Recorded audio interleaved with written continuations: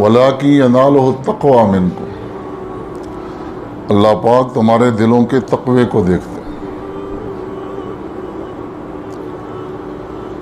ये तक़वा, इसका ताल्लुक दिल के साथ होता है। ये ज़ाहरी सूरत को तक़वे वालों की बना लेना, लेकिन अंदर बिगड़ा हुआ हो, ये हकीकी तक़वा नहीं है, बल्कि इसको निफाक कहा जाता है।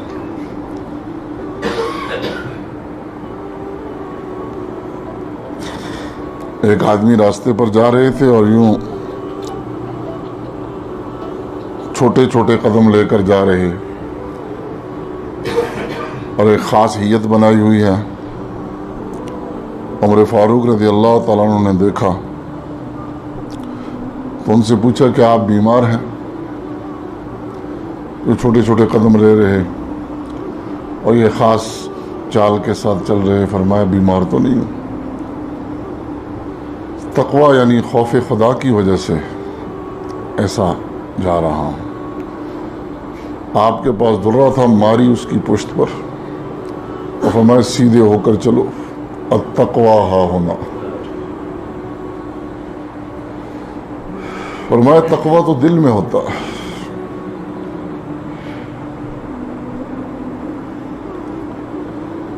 तक़वा सारे दीन का खुलासा है, और जितनी इबादत हैं इनका असल मकसूद ही तक़वा है। या अय्युहन्नास उअ्बुदू रब्बकुमुल्लज़ी खलक़कुम वल्लज़ीना मिन क़ब्लिकुम लअल्लकुम तत्तक़ून। ऐ ईमान वालो, तुम अल्लाह की इबादत करो, उस ज़ात की जिसने तुम्हें पैदा किया, पहले लोगों को पैदा किया। लअल्लकुम तत्तक़ून, ताकि तुम्हारे अंदर तक़वा आ जाए, मुत्तकी बन जाओ।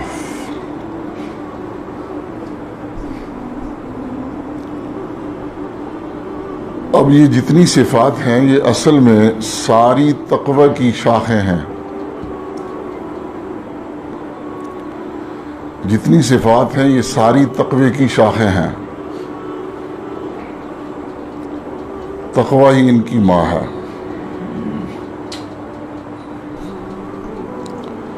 सब्र है, शुक्र है, हया है, जान निसारी और जान सपारी का जज्बा है। ये सारी सिफात तक़वे की शाखें हैं, और शरीयत हर अमल के ज़रिए एक ख़ास सिफत को वजूद में पैदा करना चाहती, लेकिन शर्त यह है कि वो अमल उसकी रूह के साथ हो। अगर अमल उसकी रूह के साथ नहीं होगा तो वो सिफात क़ुलूब के अंदर पैदा नहीं होंगी। नमाज है, नमाज की रूह है। नमाज तो मस्जिद में पढ़ेंगे, और नमाज के ज़रिए पैदा होने वाली सिफात को लेकर मुआशरे में जाना। मुआशरा हमारी नमाज को नहीं देखेगा, नमाज के ज़रिए पैदा होने वाली सिफत पर नज़र है उसकी। और अगर वो सिफत लेकर हम मुआशरे में नहीं आए तो इस नमाज को बदनाम कर देंगे। लोग कहें नमाजें भी पढ़ते हैं और ये भी कर रहा है।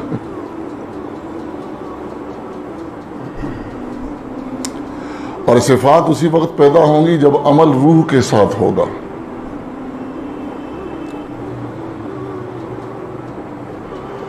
इसलिए आज़ा फरमाया करते थे कि एक सलात है और एक सिफत सलात है। सलात तो मस्जिद में होगी, सिफत सलात तुम्हारे साथ होनी चाहिए। सिफत सलात लेकर अगर आप मुआशरे में जाएंगे तो आप हमतन सलात में हैं।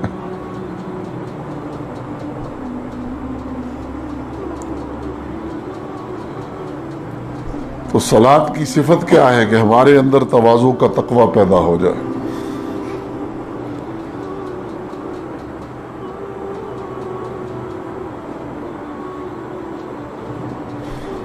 انانیت ختم ہو جائے، کیونکہ نماز کا ایک ایک رکن یہ ہمیں تواضع کا درس دیتا ہے۔ تکبیر تحریمہ پہلا رکن ہے، اس میں بھی سب کی بڑائی کی نفی کر کے رب کی بڑائی بیان کی جاتی ہے۔ اللہ اکبر کا یہی مطلب ہے۔ یہ ہم ہاتھ اٹھاتے ہیں نا، اس کا مطلب ہے کہ لا اکبر، کوئی بھی بڑا نہیں، میں بھی بڑا نہیں ہوں۔ اور پھر زبان سے کہتے ہیں اللہ اکبر، یہ بالکل ایسے جیسے لا الہ الا اللہ، اس میں نفی بھی ہے اور اثبات بھی ہے۔ یہاں نفی زبان سے نہیں کہنی، ہاتھ سے اشارہ کرنا ہے، لا اکبر۔ یہ ہاتھ اٹھانا کیا ہے؟ لا اکبر، یہ علامت ہے لا اکبر کی۔ اور زبان سے پھر کیا کہتے ہیں؟ اللہ اکبر، جیسے لا الہ الا اللہ، نفی بھی ہے اثبات بھی ہے۔ پھر ہاتھ باندھ کر کھڑا ہونا ہے، ایسے ہاتھ باندھ کر عاجز غلام ہی اپنے آقا کے سامنے کھڑا ہوتا۔ پھر جھکنا بھی ہے، یہ اس سے بھی گہری شکل ہے تواضع کی۔ پھر بچھنا بھی ہے سجدے کی شکل میں، یہ تو انتہا ہے، اس سے آگے تو کوئی درجہ ہی نہیں ہے۔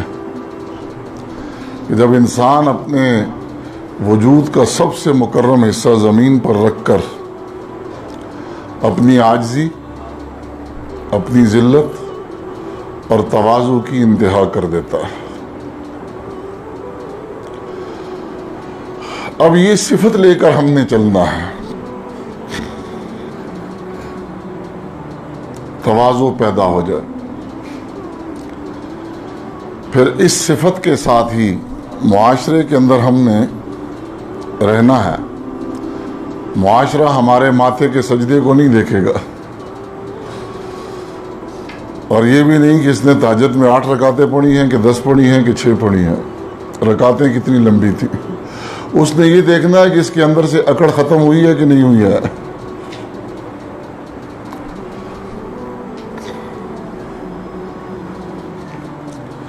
اس کا رویہ گھر میں کیا ہے؟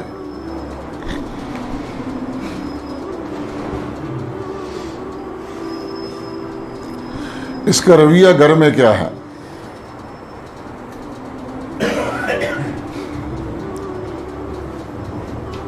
بہن بھائیوں سے کیا ہے؟ بیوی بچوں سے کیا ہے؟ والدین سے کیا ہے؟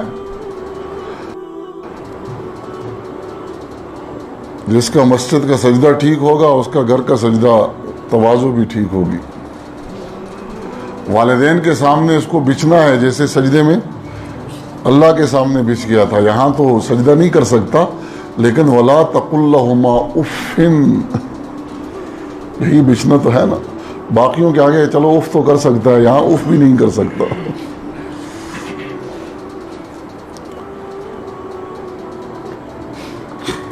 اور اگر اندر کی اکڑ نہیں ختم ہوئی تو صلاۃ تو بہت بڑی ہے، صفت صلاۃ نہیں ہے اس میں۔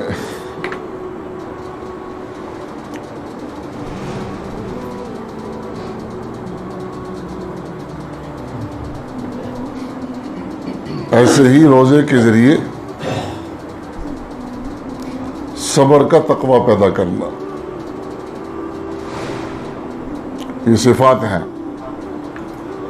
اور یاد رکھیں صفات جو ہیں یہ ہمیشہ اللہ کے ہاں مقبول ہوتی ہیں، کبھی مردود نہیں ہوتی۔ اعمال مقبول بھی ہوتے ہیں اور مردود بھی ہوتے ہیں۔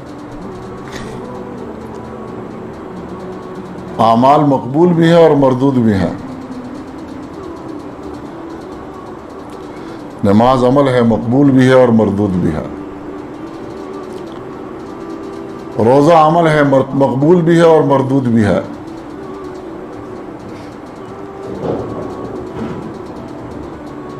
قرآن پاک میں مقبول نماز کا ذکر بھی آتا ہے، مردود نماز کا ذکر بھی آتا ہے۔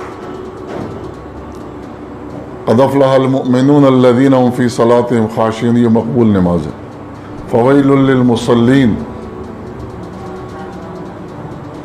یہ مردود نماز کا ذکر ہے. روزے میں بھی مقبول اور مردود ہے, زکوٰۃ میں بھی مقبول اور مردود ہے, حج میں بھی مقبول اور مردود ہے. ایک روزہ وہ ہے جو ڈال ہے, دوسرا وہ ہے جس میں بجز بھوک اور پیاس کے کچھ بھی حاصل نہیں ہوتا. لیکن صفات ہمیشہ مقبول ہوتی ہیں. اعمال کا تعلق وجود کے ساتھ ہے, صفات کا تعلق قلوب کے ساتھ ہے. صبر صفت ہے, شکر صفت ہے, حیا صفت ہے, تقوی صفت ہے. یہ دل کے اندر ہوتی ہیں اور یہ ہمیشہ مقبول ہوتی ہیں. اس لیے قرآن پاک میں جہاں کہیں اللہ پاک کی معیت کا وعدہ ہے تو وہ اعمال پر نہیں ہے, وہ صفات پر ہے. معیت کیا ہے کہ اللہ پاک کی مدد, طاقت اور نصرت ہمارے شامل حال ہو جائے. ان اللہ مع الصابرین مع المؤمنین مع المحسنین. جہاں کہیں مع ہے نا, وہ سارا اس کے ساتھ ہے. مع المتقین کہیں نہیں ہے ان اللہ مع المصلین, اللہ نمازیوں کے ساتھ ہے. کہیں نہیں ہے مع الصائمین. اس لیے عمل کو روح کے ساتھ کرنا اور اس کی حقیقت کے ساتھ کرنا. جب عمل اپنی روح اور حقیقت کے ساتھ ہوگا, یہ قلوب کے اندر صفات پیدا کرنے کا ذریعہ اور سبب بنے گا. تو نماز کے ذریعے تواضع کا تقوی پیدا کرنا ہے, اور روزے کے ذریعے صبر کی صفت کو پیدا کرنا ہے. زکوٰۃ کے ذریعے انفاق فی سبیل اللہ کا جذبہ پیدا کرنا ہے. دوسرے انسانوں کے ساتھ ہمدردی پیدا کرنی ہے. حج کے ذریعے عشق و محبت کا مادہ پیدا کرنا ہے. اور اس قربانی کے عمل کے ذریعے جان نثاری اور جان سپاری کا جذبہ پیدا کرنا. اور جب تک یہ اعمال نہیں ہوں گے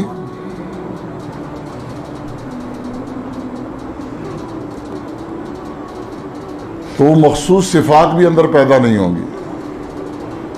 پھر خاص عمل سے خاص صفت ہی پیدا ہوتی ہے. جیسے انگور کو آپ کشید کرتے ہیں تو انگور کا رس نکلتا ہے, اور گنے کو کشید کرتے ہیں تو گنے کا رس نکلتا. اب کشید کریں گنے کو اور نکلے انگور کا رس, ایسا نہیں ہو سکتا. ہمارے ہاں بہت سے فلاسفہ یہ کہہ دیتے ہیں, کیونکہ فلسفی کے علم کی بنیاد عقل ہوتی ہے, اور عقل کی رسائی کہاں ہے؟ وہاں تک جہاں تک وحی کی رسائی ہوتی ہے. اس لیے انبیاء علیہ الصلوۃ والسلام کا جو علم ہے وہ وحی پر مبنی ہوتا. فلسفی کا جو علم ہے وہ عقل پر مبنی ہوتا. جہاں پر عقل کی انتہا ہوتی ہے وہاں سے وحی کی ابتدا ہوتی ہے. تو عقل کے لحاظ سے تو یہ ٹھیک ہے کہ قربانی کا جانور ذبح کر لیں, ذبح کرنے کے بجائے آپ اس کے پیسے صدقہ کر دیں. بہت سے فون مجھے آئے قربانی سے پہلے, جی ہمارے کچھ بیمار ہیں, ہم قربانی نہیں کرنا چاہتے اور ہم ان بیماروں کو یہ پیسے دے دیں, قربانی ہو جائے گی. 1 کروڑ روپے بھی آپ صدقہ کر دیں, جب تک جانور کا خون نہیں بہایا ہے تو گناہ آپ پر لازم ہے, نہیں مقبول ہو گئی. کیونکہ صدقے سے جو صفت شریعت پیدا کرنا چاہتی ہے وہ تو ہمدردی کی صفت پیدا ہوگی, اور قربانی سے جان نثاری اور جان سفاری کی صفت شریعت پیدا کرنا چاہتی ہے. وہ اس سے تو نہیں ہوگی. انگور سے گنے کا رس کیسے نکالتے ہو, اور گنے سے انگور کا رس کیسے نکالو گے؟